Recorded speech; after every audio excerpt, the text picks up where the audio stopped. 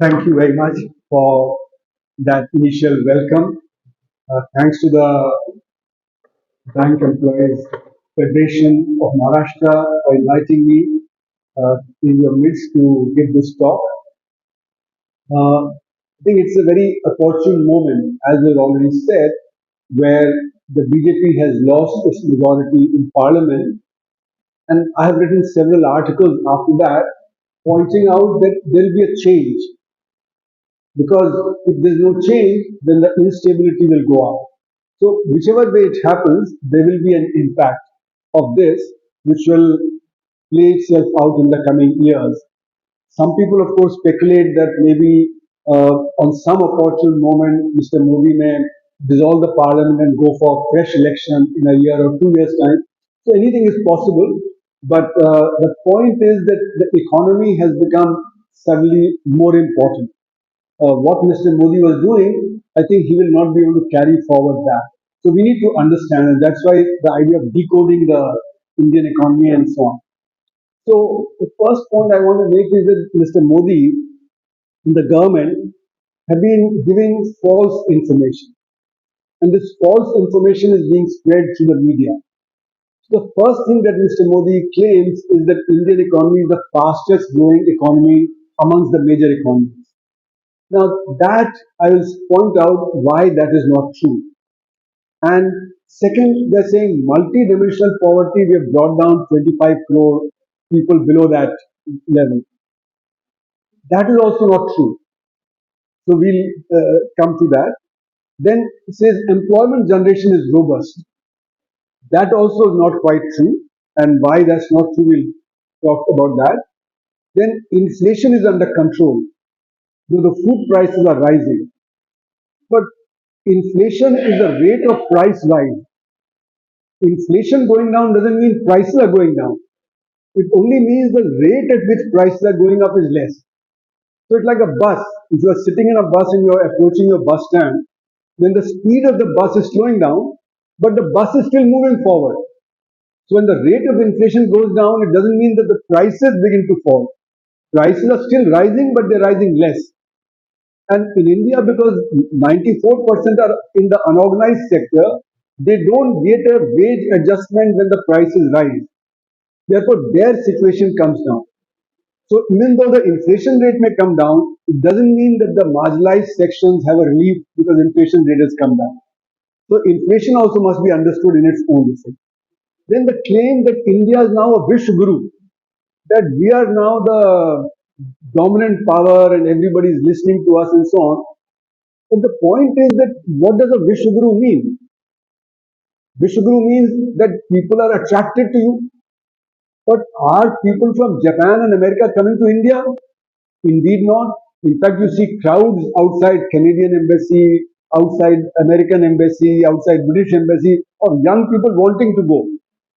And as it was said in the parliament in 2023, 2.5 lakh Indians gave up Indian citizenship. So if India was indeed a Vishwaguru, then actually there should have been reversal. Indians, instead of going abroad, people should have been wanting to come to India. So in what way are we Vishwaguru? That's also something that we have to worry about. And we want to curtail imports from China. We have an $80 billion deficit with China.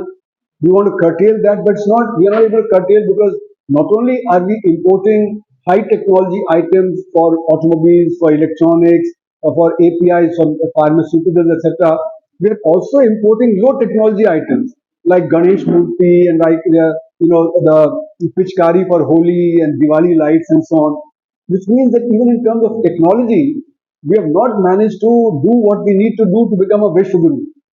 So in technology also we are weak and we are only spending 0.7% of GDP on R&D, whereas China is spending 3% and their economy is 5 times larger than us. So therefore they are spending 20 times more on R&D than India is spending. And that's how they become the manufacturing hub of the world, which we haven't managed to become. So, we should take all this as a propaganda basically to tell the people that we are doing very well and therefore, don't worry. So don't worry about your own situation now. Whatever is your situation, we are doing very well. So that is the kind of message that is sought to be given. Then it is said that we have curbed the black economy, corruption is now not there. But what about the electoral bonds? The electoral bond shows that you can bribe now in white. You don't have to bribe in black. So there's a quid pro quo. And if black economy had been controlled, then the direct tax GDP ratio should have gone up. Direct tax GDP ratio is stuck between 5.7% and 6.2%.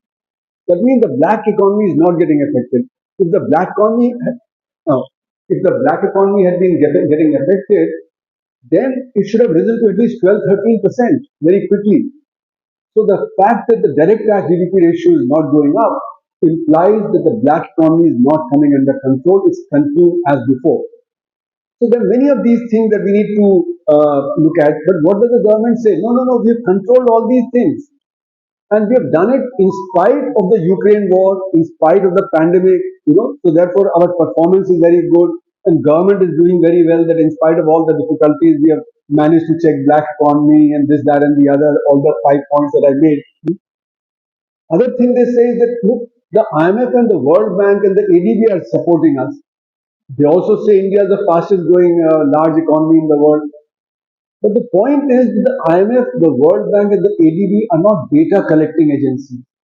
They only take the government data and they use that data to make the projections. So whatever is the error in the government data is also the error in the World Bank, IMF, and the ADB data. So therefore, their data is not an independent data. Therefore, it's not an independent support for the Indian economy doing well. So we should be wary of that. Now, how is the government able to do this? Because it has an overwhelming presence. The official media is there. The media is now Godi media, as Ravish Kumar has been saying.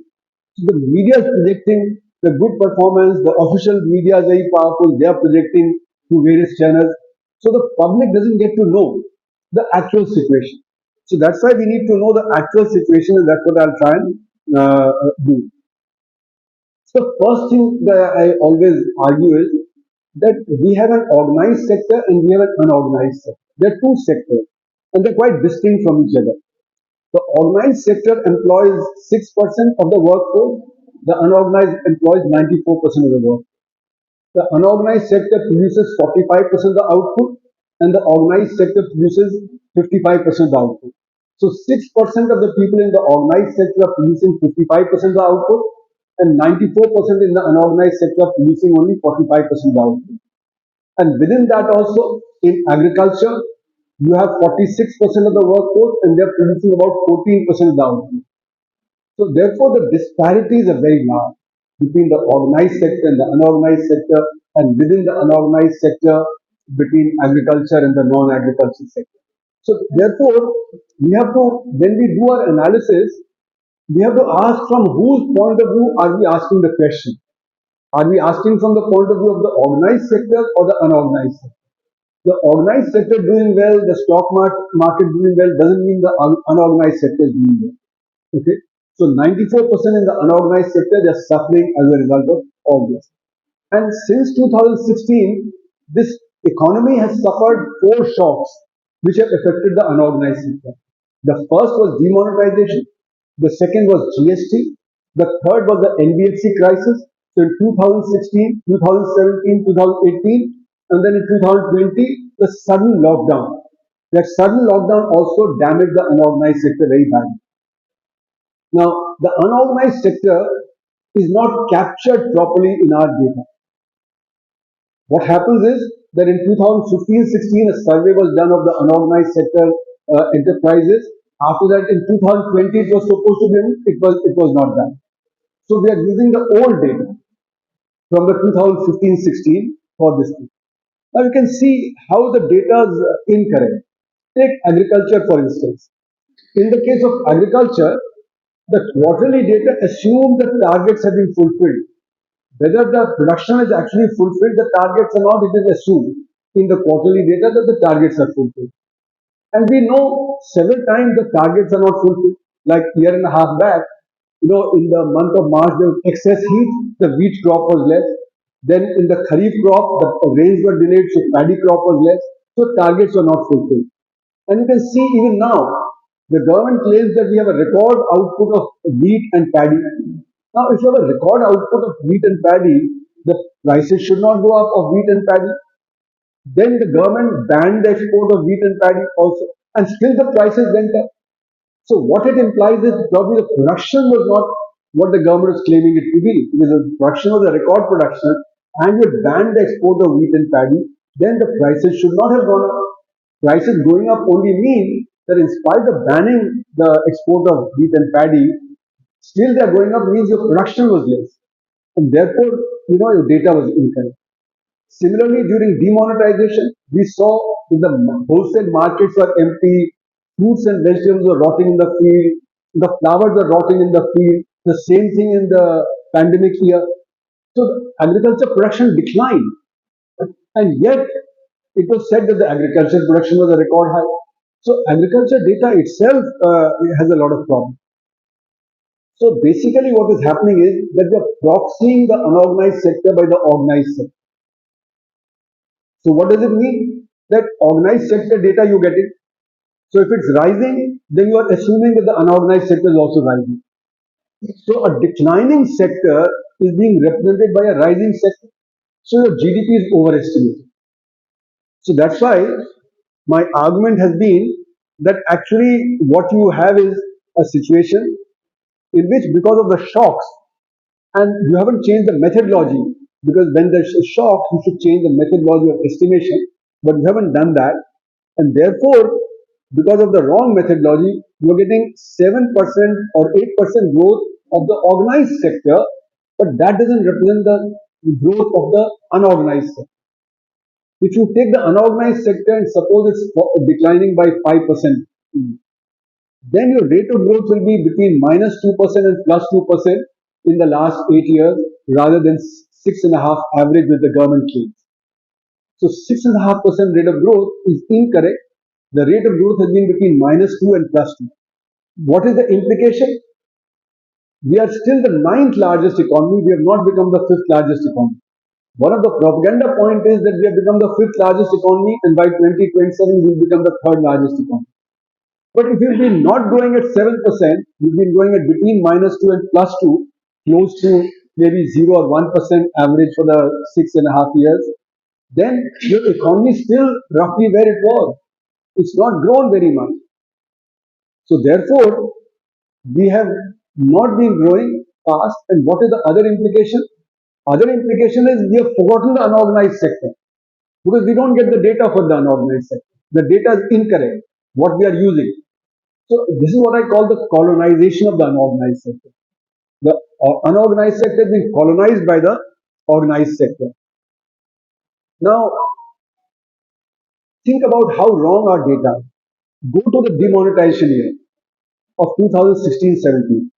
Everybody saw markets were empty, malls were empty, production was affected, the warehouses were full of unsold goods, etc. And yet, for the decade of 2010 to 2020, the highest growth rate is given for the demonetization year at 8.1%. How can it be? When for 5 months, November, December, January, February, March, for 5 months your output was badly affected. How can it be the record high 8% rate of growth for the year of 2016-17? In my book on demonetization in black economy, I showed that probably the rate of growth was closer to -1% rather than 8%. In other words, for the demonetization year itself, the error in the growth rate was at least 9%. And that is because you didn't change the methodology. You needed to change the methodology because there was a shock to the economy. And then after that shock came the next shock of GST. So first shock in November 2016, and then the second shock within 8 months in July 2017. In fact, if you remember, in June 2017 itself there was a shock, because people had inventory which they wanted to get rid of. So production was already affected in May, June, prior to the introduction of GST on 1st July 2017. So that again impacted. Okay, and the reason is that even though we have exempted the unorganized sector largely from the GST, if you have a turnover of below 50 lakh, you are exempt. If you are between 50 lakh and 1.5 crore, you are in the composition scheme. And you pay 1% tax, and you have to file annual return. You don't have to file quarterly returns, etc. So in other words, what was happening was that the unorganized sector should have benefited. But no, I have argued in an EPW paper in 2015, before the GST was introduced, why the unorganized sector will be damaged. The reason is unorganized sector will not get the input credit because it's outside the chain. And if you're in the composition scheme, then the person buying from you has to pay the tax that you did not pay. So in fact, there's a double whammy for the person buying from you. So demand is shifted from the unorganized to the organized sector. To give a small example, there's a friend of mine, he does some business in Gurgaon. Earlier, he used to send all the photocopying to the photocopying shop in the basement, a small shop. He doesn't have GST. So after the GST was introduced, he stopped sending to him. He's now sending it to the bigger guy who has a GST number. So demand is shifted from the unorganized to the organized sector. And the price benefit has gone to the organized sector, but the unorganized sector has suffered. So the demand is shifted from the unorganized to organized sector. So the more rapid growth of the organized sector is at the expense of the decline of the unorganized sector. That decline is not being measured. And that's why I call it colonization. Because under colonization, what happens? Lancashire and Manchester gets the market, and the Indians don't get the market producing there. So market of the unorganized sector has gone to the organized sector. So it's like a colonization process. So in other words, basically our data is hugely suspect. The growth rate, if you look at just the demonetization year itself, you know that there was a huge error in that. Now, the government policies are aggravating this divide. Government is promoting the organized sector in every field. GST was done to promote the organized sector. Demonetization and the idea that we use less currency was to promote the organized sector. This digitization that is being done is also to promote the organized sector. The unorganized sector is too small to be able to go for digitization, for banking and various other things. The average employment in the unorganized sector units is 1.7. That means one main person and maybe one subsidiary person. Now with that, they cannot do the formal things that a formal sector can do. So you can damage the unorganized sector by doing all that. You cannot turn the unorganized into organized, which is the propaganda that the government has, that we will organize the unorganized, we formalize the informal. That is how they are projecting it. But they cannot be formalized, they cannot be made organized, okay, and therefore you can only damage them. So what the government has done is that it has marginalized the unorganized sector, and that is creating disparities to increase between the organized and the unorganized sector. And the government's policies are based on what are called supply side economics. Supply side economics means give incentive to businesses, and to which businesses? Obviously in the organized sector. But supply side economics will work provided demand is there. If demand is short, it will not work. So our problem has been demand shortage rather than supply constraints. So in the short run, we have to generate demand. If I can produce 100 cars, but I'm selling only 70 cars, why would I increase capacity to 110? Because then I'll not sell 40 cars. So therefore, I would not increase capacity unless I have a capacity utilization of 85 or 90. Then only will I invest in additional 10 car production. So supply side economics requires demand to be robust. Demand has not been robust in the Indian economy, as the RBI data on organized sector capacity utilization, they're called OBICUS data, that shows that the capacity utilization has been hovering between 70 and 75%. Of course, during the pandemic, the capacity utilization has plummeted much further, but been hovering between 70 and 75%. And therefore, private sector investment has not been robust. Private sector is not able to invest more unless the demand is more. So we need a demand side policy, which means purchasing power in the hands of the poor. But if you're only promoting the organized sector at the expense of the unorganized, and unorganized employs 94%, then their demand is not going to rise, their incomes are not rising. Okay? And we know that from the e-Shram portal, The government was scolded by the Supreme Court that we don't know how many people are in the unorganized sector. So the government set up the e-Shram portal. In the e-Shram portal, according to the Prime Minister in his speech about 6 months back, he said 30 crore people are registered, 300 million. And there in the portal, it was reported that 90% say they are earning less than 10,000 rupees per month. So 1,20,000 rupees per annum. What kind of demand do you expect? That 10,000 rupees per month comes to approximately, in some of my articles I've written, it comes approximately close to the poverty line. So if 90% of these 30 crore people are at the roughly poverty line value, then you can imagine that the demand cannot be very large. If the demand is not very large, then the private investment will not be buoyant. So in other words, what is happening is that the government says that we are giving incentive for industry to expand, but that's going to the organized sector, that's creating the disparity, and because of disparity, the demand is not robust, therefore private investment is not robust. And government cannot compensate for that. Government says we are increasing investment in the budget. So government budget 5 lakh to 7.5 lakh to 11.1 lakh crore this year. But bulk of that 11.1 lakh crore is going into capital intensive projects, into freight corridors, into big highways, into IT sector, into power, etc. These are capital intensive, these are not labor intensive. So in the first round, they do not generate much employment. Because if you see a modern highway construction, you see 10 people working with big bulldozers and big cranes and so on. Earlier in the 70s and the 80s, a construction project of road project, I would see hundreds of people working because they were working manually. So these modern day highway construction and all these other things also do not generate employment. In the second round, they may because of the increase in demand for steel and cement, etc. But in the first round, they will not generate. And where have you cut? You've cut on rural employment guarantee scheme, which is completely labor intensive. You've cut on education and health in real terms, which is also employment generating. You've cut on rural development. So the focus of the budget is to shift towards the organized sector, to capital intensive projects away from the labor intensive projects. So demand will not be generated. And what we require is the demand generation. So what the government strategy, I call the twin strategy of the government. The twin strategy is to create large conglomerates.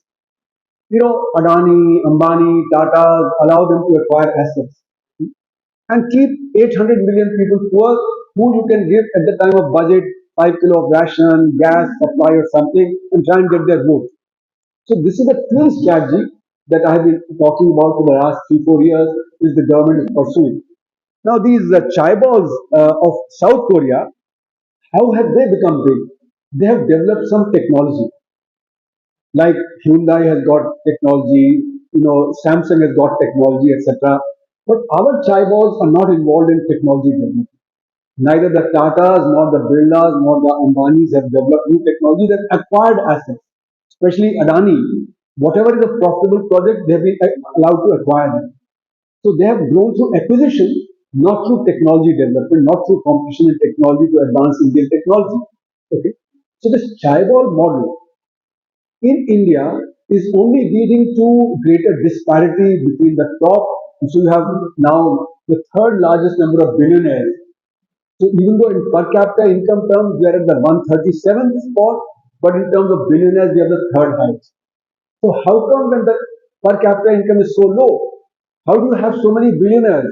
It only signifies a large gap between the rich and the poor. So this is a pointer to that. And what I've also been pointing out is that, as I said, if we were really a Vishwaguru, if our industry was doing very well, we had captured the manufacturing, etc., in the world, then Indians would not be leaving India and going abroad. There'd be much more employment. Today, people are willing to go to Ukraine, people are willing to go to Russia, people are willing to go to Israel, because the situation in India is very bad for employment. And that's why you are in a situation where you have to worry about this. So I call this growth mania. The growth manias allow the organized sector to grow. And businesses are also saying that we should grow. So the point is that the organized sector growth alone will not help. We have to have a growth of the unorganized sector. When that happens, then demand will be generated, and then the organized sector will also grow. If you focus entirely on the organized sector growth, that will not help in the overall growth of the economy. So, what you see is that there are global factors also which are pushing for it, uh, and that's why capital has done well, labor is marginal, and international finance capital pushes for that. They give concessions to capital. Okay, so labor, one of the concessions is that labor unions should not be strengthened; they have to be kept weak. So whether through various law changes, etc., you keep labor unions weak. So this international finance capital has also pushed policy. So there is, as you know, in the world, something called race to the bottom. What is race to the bottom? Race to the bottom means that in Europe, after Soviet Union collapsed after 1990-91, the East European countries were in trouble. They did not have capital, so they cut their tax rates to attract capital. And that's why a country like Ireland, which was a relatively poor country, has become one of the richest in Europe. And all the big companies like Starbucks, etc., are now headquartered in Ireland to take advantage of all this. So this race to the bottom meant that Britain, France, and Germany also had to cut their tax rates, and therefore the public sector could not be financed adequately. So public services, whether it be health services in England, etc., they came down, and other countries in the world also had to cut tax rates, and therefore the capacity to finance public sector came down, and therefore the move was and move has been since 1991 to privatize the public sector to try and get some resources out of that for covering your budget deficit. But this race to the bottom is a result of the pressure of the international finance capital from the time that Soviet Union collapsed. And this is something that is affecting our policies as well, right from 1991 itself. So what has happened since 1991 is that capital has become highly mobile. There are 90 tax havens in the world.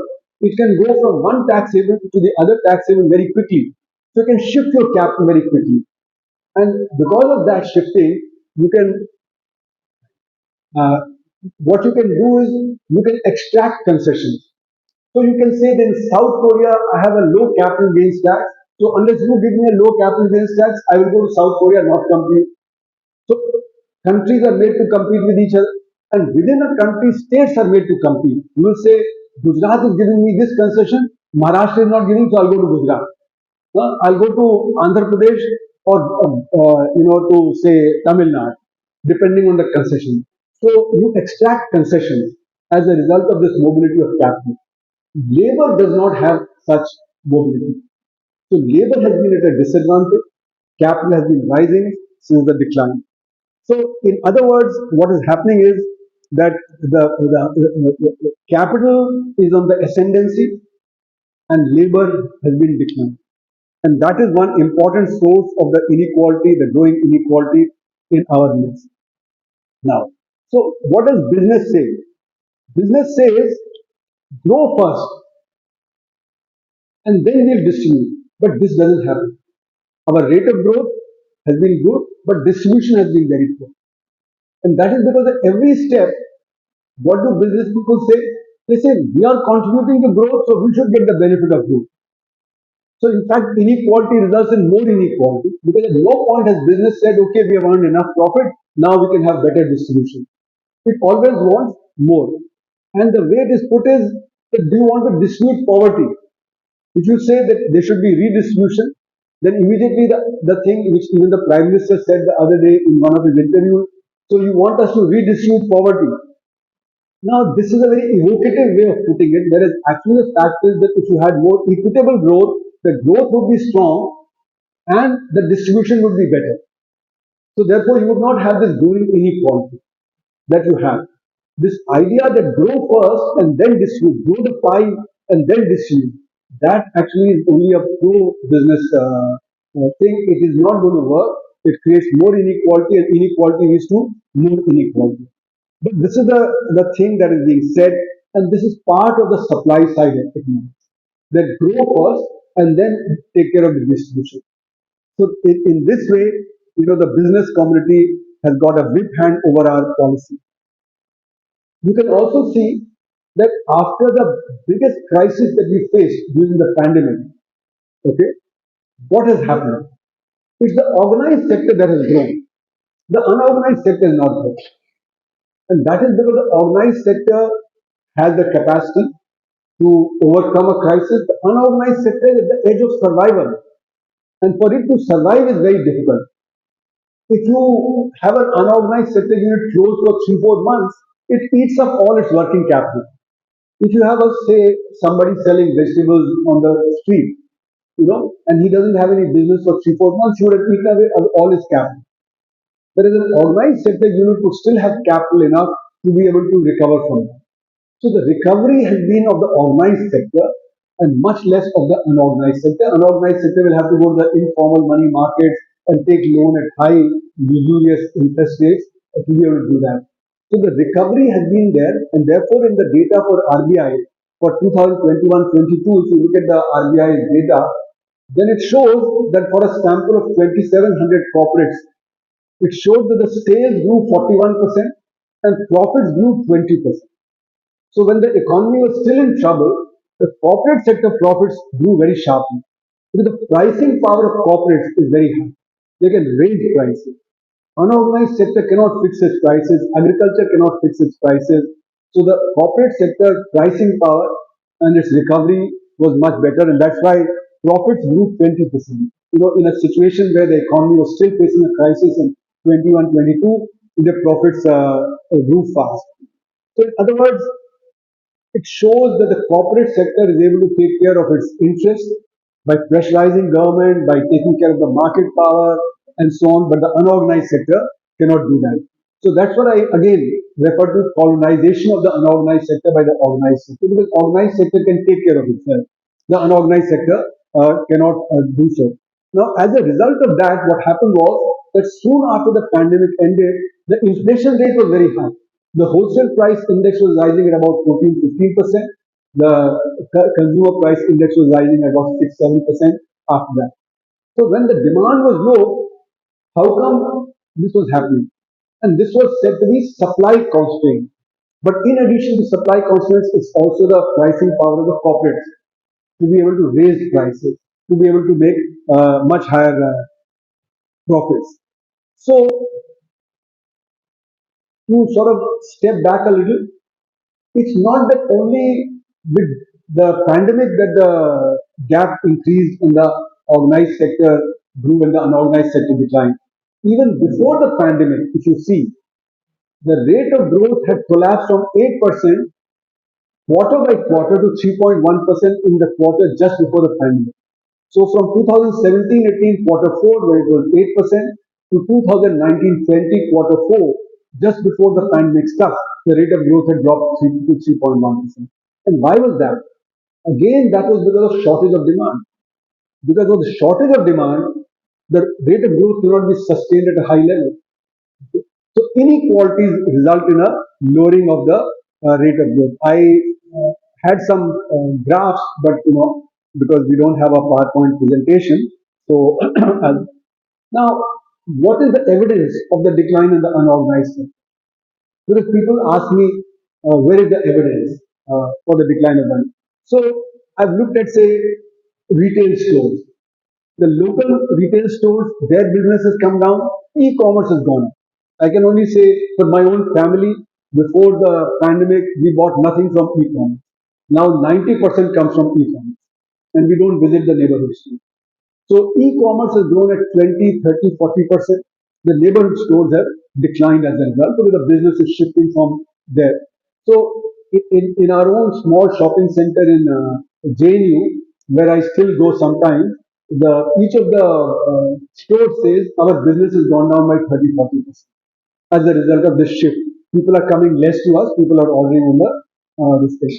So this is in the trade sector, and the trade sector is the second biggest employer after agriculture. So in the trade sector also, therefore, there's an unemployment that's going on that is to be taken care of. Then the second is the example from FMCG sector. In FMCG also, there is apparently a shift away from the small and the unorganized sector to the large sector.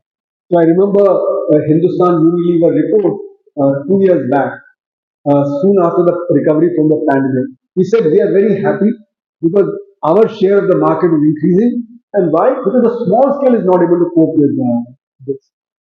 So therefore, the small scale is in the decline, and that demand is shifting to us, so our market share is increasing. Then you look at the leather goods sector. Leather goods sector, there was an interview on CNBC of the largest manufacturer of leather goods, and he was saying we are very happy because demand has shifted from the unorganized to the organized sector. He said in the leather goods sector, the 80% is in the unorganized sector, 20% is in the organized sector, and demand is shifting from unorganized to organized sector. So we are growing very well. We are doing very well.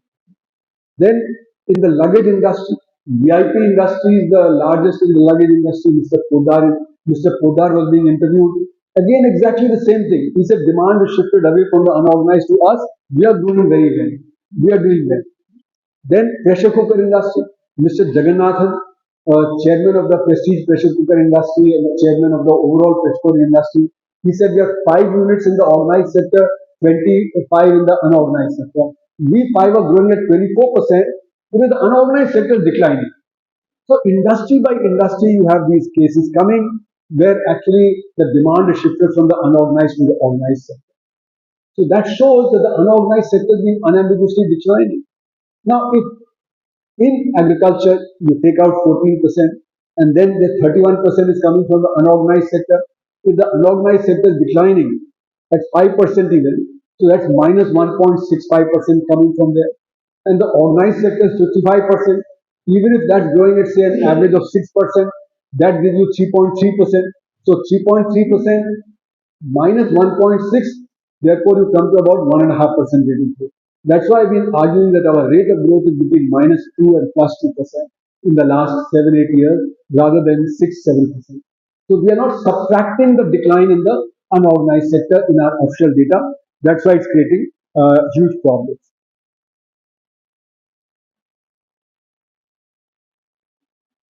So what has happened is because in data we are not taking into account the unorganized sector's decline, so we claim the rate of growth is good. And if the rate of growth is good, then policy doesn't have to do anything special. So therefore, we are marginalizing the unorganized sector in data and we are marginalizing the unorganized sector in policy. So whenever we talk about the micro and the small sector, and you must recognize the difference. There are 6,000 large units, 1,500 are actively traded in the stock market. There are 6 lakh small and medium units and 6 crore micro units. So of the MSME employment, 97.5% is in the micro units. Even the small and medium have only 2.5% of the MSME employment. So the micro sector declines, the small sector declines, unemployment problem will get aggravated. So given this kind of thing, what I argue is that you must have special policies for the micro sector, not for the MSME. MSME policies mean the benefit will go to the medium sector, which is still fairly large, okay, but will not trickle down to the micro sector. So you must separate the micro from the small and medium and have special policies for the micro sector if you want them to benefit. Now, what we do is we have MSME policy which the medium sector gets, and we have policies to benefit the organized sector like the PLI scheme and other things. Okay. So what I say is that we have marginalized the unorganized sector in data and we have marginalized the unorganized sector in policy also because policy doesn't take care of them. And the shocks have been all on the unorganized sector. Why? Because when you did demonetization, cash was short, and because cash was short, they could not produce. Because cash is not eaten, cash is used for circulating the economy. So if you're not able to circulate the economy, the unit will close down. Okay? So the demonetization affected the unorganized sector badly.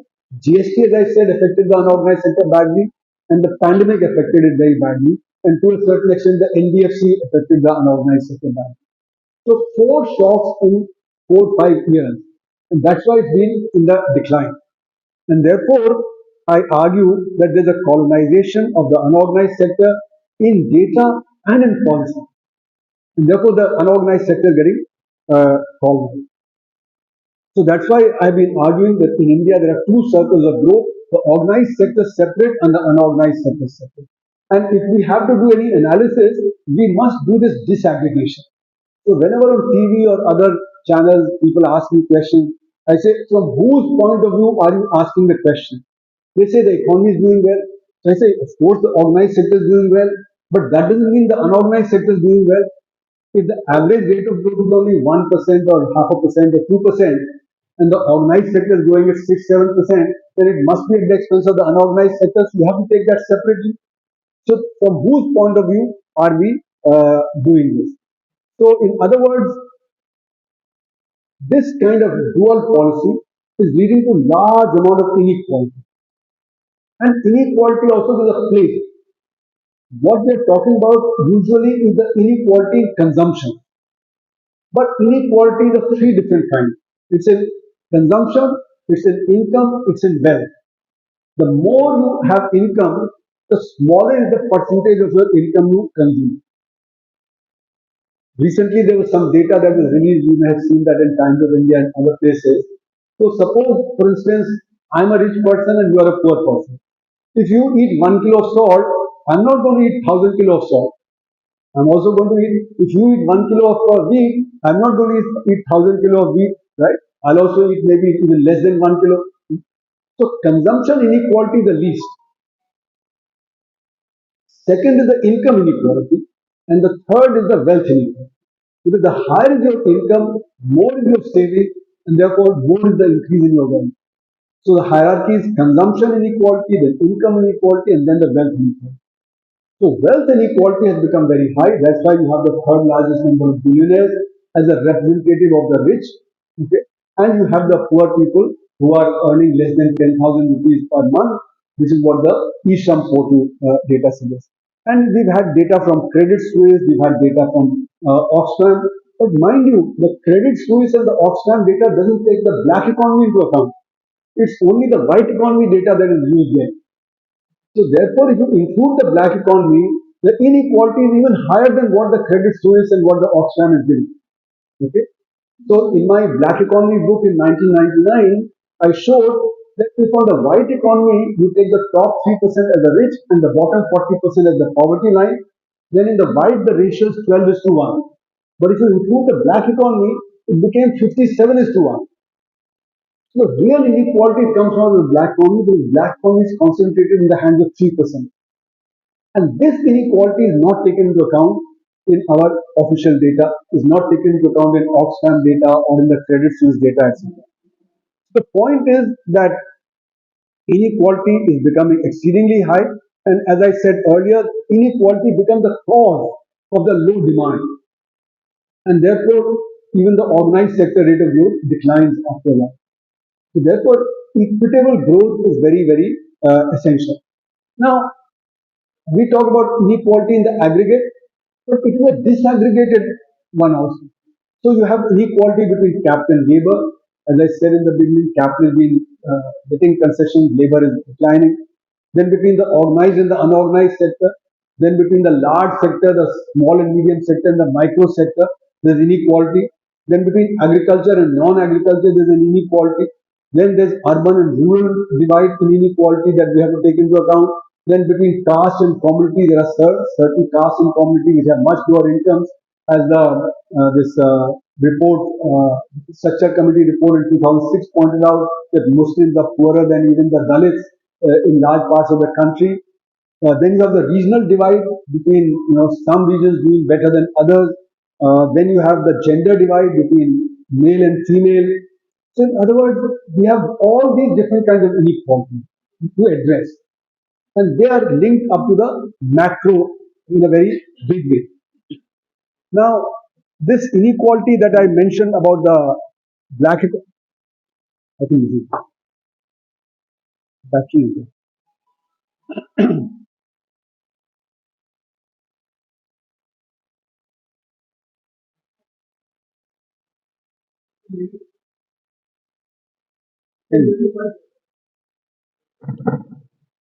Okay, thank you. So this black economy, which aggravates our inequality, that black economy is concentrated in the hands of 3% of the population. So 97% suffer, 3% of the beneficiaries of the black economy. And that's why this ratio of 1 is to 12 became 1 is to 57. And that was in 95, 96. Today, I dare say the ratio will be much worse because the size of black economy is increased dramatically after 95, 96. The second point is that black economy leads to policy failures. So, as Mr. Chidambaram said in the 2005 budget, expenditures don't lead to outcomes.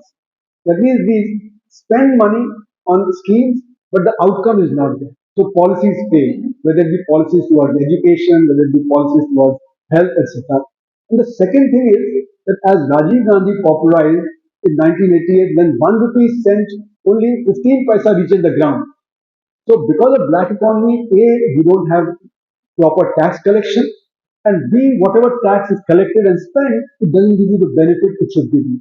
So there's a double whammy because of which policies fail. So I've characterized the black economy as digging holes and filling holes. Now, what is digging holes and filling holes? During the day, you set one person to dig a hole. At night, you set another person to fill the hole. So next morning, you have two incomes but zero output. So I call this activity without productivity. So the productivity of the economy goes down. That means the investment that you make in the economy doesn't give you the result it should give you. Okay. So to give an example, you take a road, you don't put enough tar, you don't put enough aggregate in it. The rains comes, it gets washed away. Therefore, you don't get the benefit of a good road. The roads are potholed, the car's axle break down, car's speed slow down, the consumption of petrol goes up, right? So instead of the investment yielding you benefit, it is not yielding the benefit it should yield. So investment productivity comes down, and as a result, I've shown the economy's rate of growth comes down. As compared to the potential rate of growth, I've shown in a paper in 2005, that the rate of growth is 5% less than what it could have been. So if you add 5% to the Indian economy's rate of growth since the 1970s, today Indian economy would have been 8 times larger. So we would have been about $25 trillion size, not 3.5 trillion. So we would have been same size as the US economy. So black economy has an enormous deleterious effect on the economy, its productivity, employment generation, and various other things. And this electoral bonds scheme is a terribly damaging scheme because now, without worrying about being caught, you can drive. So, as we can see, the data that has been revealed, there's all the quid pro quo. Whether it be the pharmaceutical companies, whether it be for getting contracts, whether for other favors, okay, money was being paid. So, this black economy has been encouraged as a result of all this. Then there's another thing that we need to focus on, which is the nature of investment in technology today. Bulk of the investment is going into the organized sector. I wrote a paper in 2008 showing that 80% of all investment goes into the organized sector. So for 6% of the workforce, you have 80% investment, and for 94%, you have only 20% of the investment. And in agriculture, where 45% work, you have only 5% of the investment. So what is happening is that investment is going into the capital intensive. It is not going into the unorganized sector where you have much more employment generation. So therefore, we need to shift this pattern of investment. Otherwise, this problem of unemployment will continue to grow. In 1990, I remember for every work I had to go inside the bank. You're all from the banks, right? Whether to get money, whether to get my passbook filled, etc. Now I don't have to enter the bank on my mobile phone. I can do the transaction, right? I get my statement on my computer. Okay, so therefore the work of banks is increased by thousandfold, but the staff has become half. So this kind of automation, mechanization is also happening in agriculture. In agriculture, you have more tractors and harvester combines and threshers and potato digging machines and plucking apples and so on. So the requirement of labor in agriculture has also gone down. And therefore, there's massive disguised unemployment in agriculture. And this disguised unemployment in agriculture means that the agriculturists have a very bad time because their income is not rising. So the 2017-18 survey showed that an average agriculturist earns 27 rupees per day from agriculture. So he has to do something else. Otherwise, he is close to the poverty line. Right? But agriculture is not something that's giving him enough wisdom. So, in other words, technology and investment together are creating massive problem for employment. Technology everywhere, and mind you, this is now. Imagine the use of AI. Imagine the use of the various other kinds of automation that are coming, like autonomous vehicles. Millions of jobs of drivers will go if autonomous vehicles come. In 2016, I had gone to lecture in the USA, and my nephew is a very rich cardiologist there in Philadelphia. So he said, "Mama, let me take you out," and he brought out his Tesla. He was one of the first to buy Tesla car. So then he opened the front. There's no engine. So I said, maybe at the back. He opened the back. There's no engine. Hmm? There's no gear. There's no clutch. He says 3 years. I have not gone to petrol pump. I have not gone to get it repaired. There are four motors with four wheels, and that's it. So, in other words, the jobs of petrol pump attendants, the job of mechanics, etc., are all going to go as a result of this kind of technology. Hmm? Now, imagine in India, in every street corner, you have a mechanic, you have a petrol pump, and so on. What will happen to their jobs? And this is for the semi-skilled job. Skilled jobs are also on the line. Jobs of doctors, lawyers, chartered accountants, engineers, etc., are also on the line. I read a paper 5 years back that a doctor in a lifetime can absorb 1,000 articles, but a computer can absorb 1 lakh articles. So if you need to know what chemotherapy will better, a computer will tell better than a doctor will. And the doctors are already consulting computers to actually tell what would be a better chemotherapy. Now with AI, you can see teachers' jobs are on the line. With Chat GPT, you can write an essay in 3 seconds, and the computer will grade the essay in another 3 seconds. So teachers' jobs will be on the line also as a result of this. Now, I'm not saying it's going to happen in the next 2, 3 years, but the direction is there. And by the time Chat GPT 8, 9, and 10 come, imagine the skills, the large learning models that they're employing, imagine the skills. And if quantum computing comes, quantum computing will be 10,000 faster than the kind of computing we have today. Therefore, you can do many more of these things. So, in other words, the threat to employment is massive. Now, as a result of all this, I think capitalism is beginning to fail. It's not that capitalism is able to cope with it. If a large number of people don't have purchasing power, then what will you? So, for the new economic policies, World Bank started proposing. What did it propose? Safety net. So in 87, Jolly and others wrote a book saying we need safety net. And why do we need safety net? We need safety net because we know people will fall below poverty. So, so that social explosion doesn't take place. We have. So in India also, we had the we had the safety net provisions in the 2005 onward, with right to food, right to housing, right to employment, and so on. But that doesn't solve the problem because the basic problem is you're creating unemployment and then you're creating safety net. And safety net can take care of 5-10%, but not 80%. Okay. So safety net provisions are not going to succeed. So therefore, World Bank realized that unemployment is growing, people don't have purchasing power, and therefore it started talking about universal basic income. Now, universal basic income is against the capitalist principle that you pay for work done, you don't pay for work not done. That's why the capitalist principle is that you don't subsidize. Because subsidy means you're paying for things that you've not done. So universal basic income is an admission that capitalism does not have a solution to this problem of technology, of investment pattern and unemployment.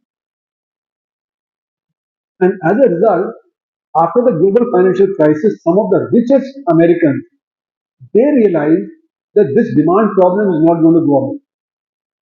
So in 2012, Warren Buffett said, I pay a lower tax rate than my secretary. My secretary earned $1 lakh. I earned more than $1 billion. And she pays a higher tax rate than I do. He says capitalism cannot survive. So he made a proposal that the rich must pay more tax. And he was supported by many of the rich in America. Some rich, of course, don't support. but many of the rich in America supported, German rich supported, Italian rich supported, French rich supported, and so on. So I wrote a piece in the Hindu asking, what about the Indian rich? But Indian rich don't want to pay more tax. Huh? So Mr. Chidambaram actually used that quote from my article in a public statement and said, what about the Indian rich? Are they willing to pay more tax? No. So this inequality is having enormous implications. Now, I'd like to also point out that in society, there is a philosophical change that has happened.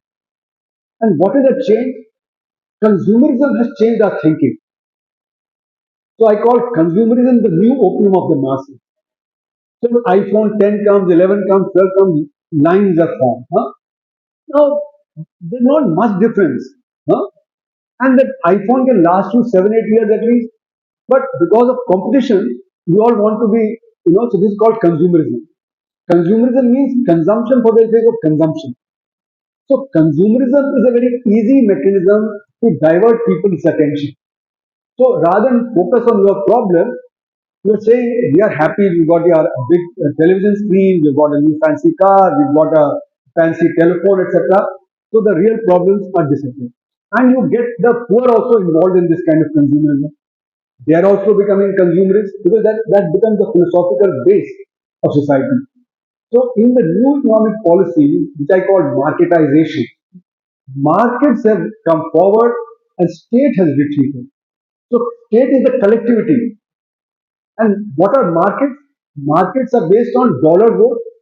That means if you have $1, one vote, I have $1 lakh, I have 1 lakh vote. Okay, so it's not based on the democracy principle of one person, one vote. It's based on purchasing power, which is what Samuelson in his basic textbook said. That markets are determined by the purchasing power. How much purchasing power I can put into the market. If I have $1 lakh, I can buy a Mercedes Benz. If I don't have $1, I can't buy food. And the markets don't distinguish it in them. So in that sense, markets are, you know, uh, not distinguishing the human content. So I call them amoral and immoral because there's an amorality and immorality attached to the idea that the poor cannot buy food, but I can buy my Mercedes Benz or I can build a villa for my comfort. Then there is Homo economicus. Markets also depend on Homo economicus. Homo economicus means only economics matters, nothing else matters. So therefore, we are all economically determined. So the social and the political and the historical don't matter.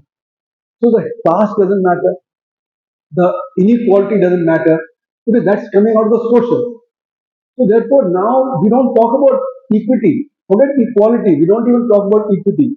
So in societies, now equity is not a concern. Forget equality. That's coming out of this idea that we are all homo economic. Then more is better. More is better means if I have one shirt, I'm better off with a second shirt. If I have one car, I'm better off with a second car. And that's the underlying basis of consumerism. And that consumerism is leading to climate change. And that climate change is leading to environmental problems. Okay? And therefore, in India, now we have extreme weather events. When the rain should not come, rain is coming. When the heat is too high, it affects our agriculture and affects our poor. It leads to further increase in inequality. So this consumerism, which is what I call the new, this thing, the God for people. Instead of religion being the opium of the masses, now the consumerism which has become the opium of the masses, which diverts attention away from your immediate problem. So we don't focus on the immediate issue. And like this, this marketization process, I've written a lot about it. It has made a lot of basic differences in our thinking, and therefore now we don't think as a collective. We think as an individual. So we are atomized individuals.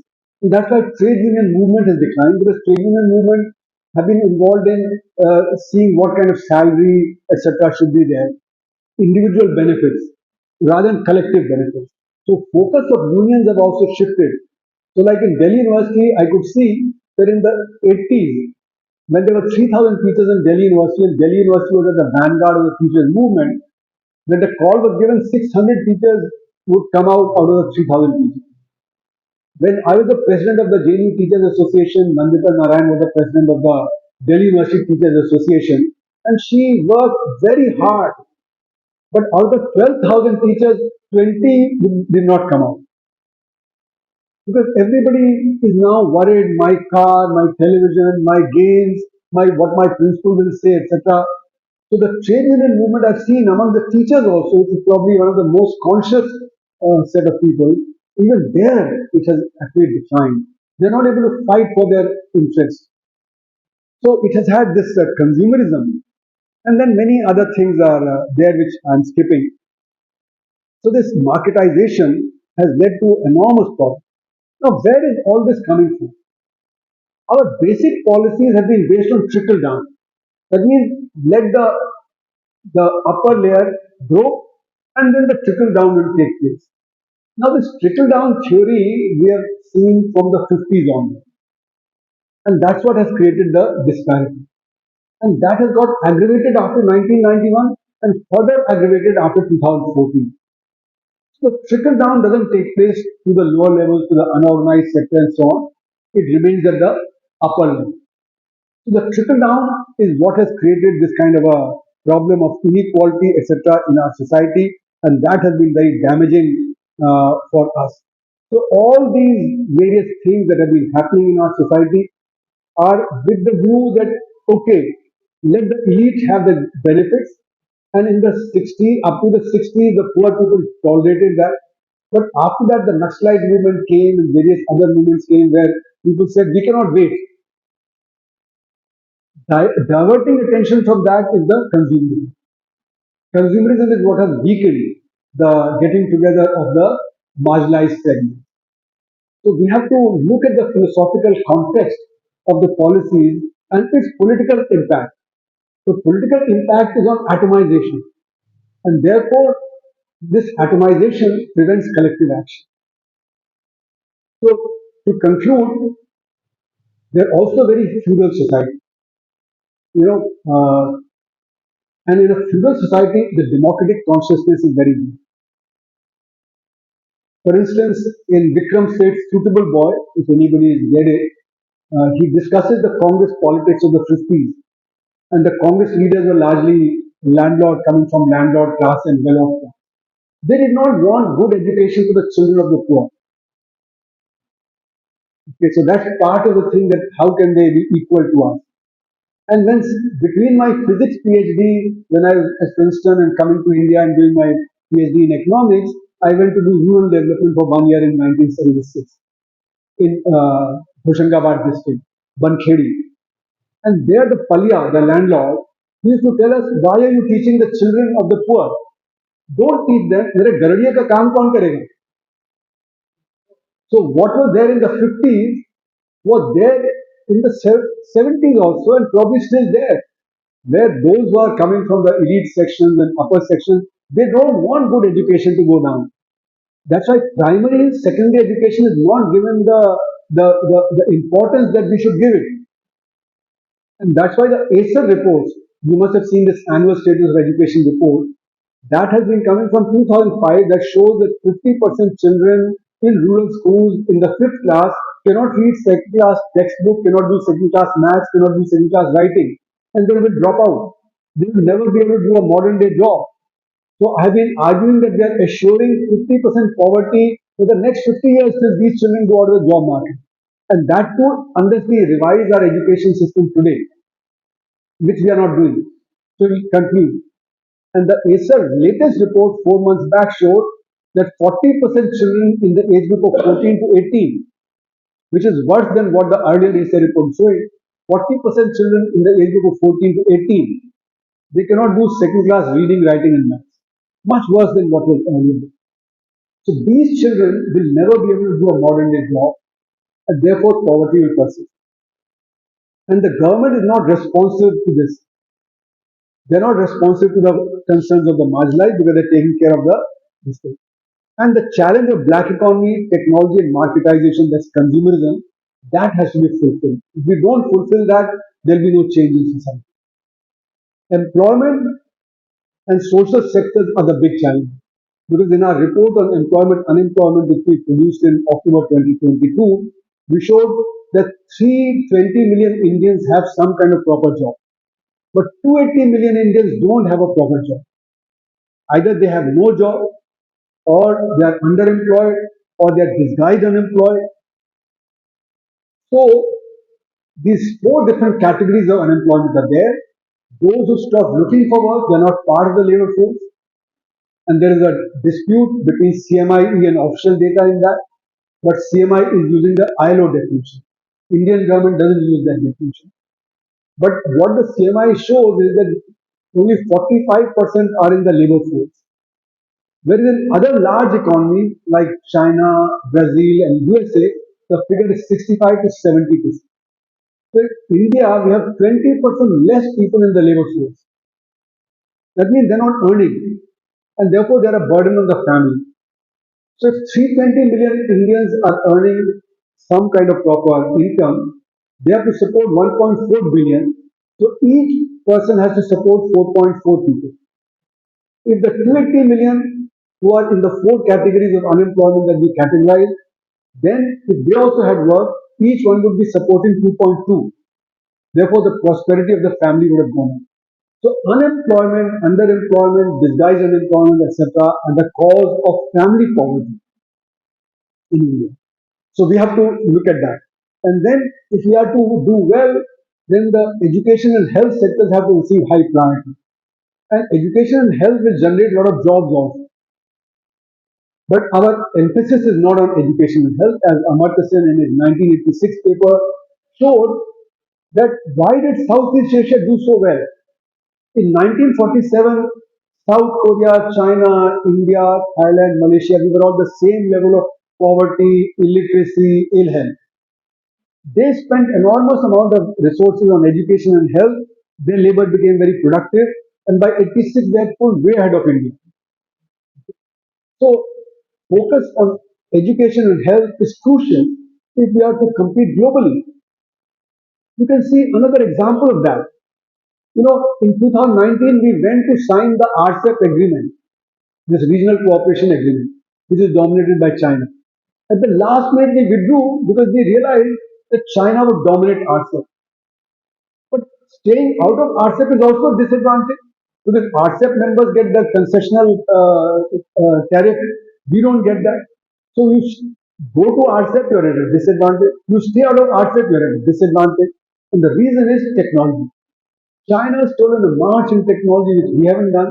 As I said, we have not emphasized R&D. We have not emphasized technology. So how will action come? Action will come when people become conscious of these things. If the government propaganda that we're doing very well, we are now the fastest growing economy, etc., continues, and the actual reality doesn't get to the people, their consciousness will not change. So, change of consciousness will come when there are socio-political economic movements. So, socio-political economic movements are crucial to change people's consciousness against consumerism, against the kind of inequality, talk about equity. That will come only through these movements.